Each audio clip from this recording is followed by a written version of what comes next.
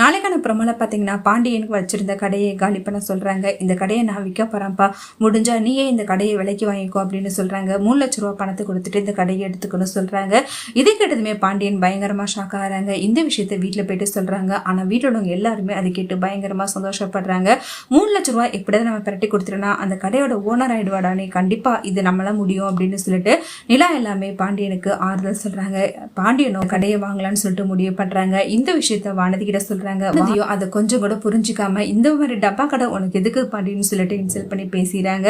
பாண்டியனும் அதை கேட்டு பயங்கரமா டென்ஷன் ஆயிராங்க.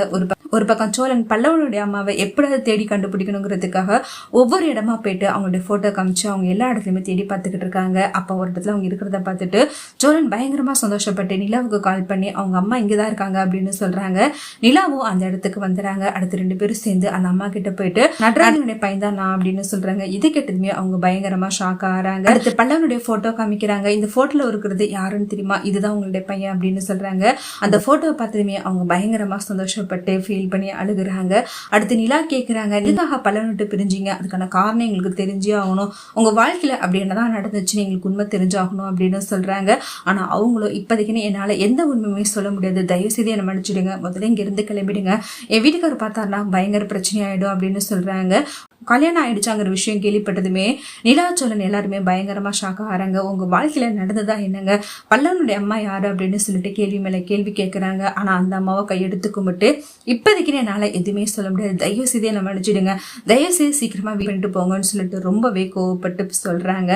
சோழனும் வீட்டை விட்டு கிளம்பி போறாங்க. அதை பார்த்துட்டு ஒரே நிமிஷம் இல்லைங்க, எனக்கு என் பையனை பார்க்கணும் ரொம்ப ஆசையா இருக்கு, அவனை நான் ஒரு ஓரமா நின்று ஏதாவது இடத்துல இருந்து பாத்துக்கவா அப்படின்னு சொல்லிட்டு கேக்குறாங்க.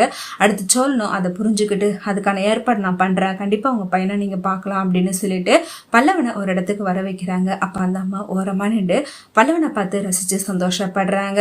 அடுத்து நிலா அந்த அம்மா கிட்ட உண்மையை ரொம்ப நாளைக்கு மறைக்க முடியாதுமா, சீக்கிரமாவே அந்த உண்மையை சொல்லிட்டீங்கன்னா எல்லாருக்கும் நல்லது அப்படின்னு சொல்லிட்டு புரிய வைக்கிறாங்க. ஒரு பக்கம் இந்த விஷயத்த போயிட்டு நடராஜி கிட்ட சொல்றாங்க. அதை கேட்டு அவங்களோட பயங்கரமா ஷாக் ஆகி நீங்க எதுக்காக அவளை போய் பார்த்தீங்கன்னு சொல்லிட்டு ரொம்பவே கோவப்பட்டு நிலாவை திட்டுறாங்க. நிலா அதை கேட்டு பயங்கரமா வருத்தப்பட்டு அழுகுறாங்க.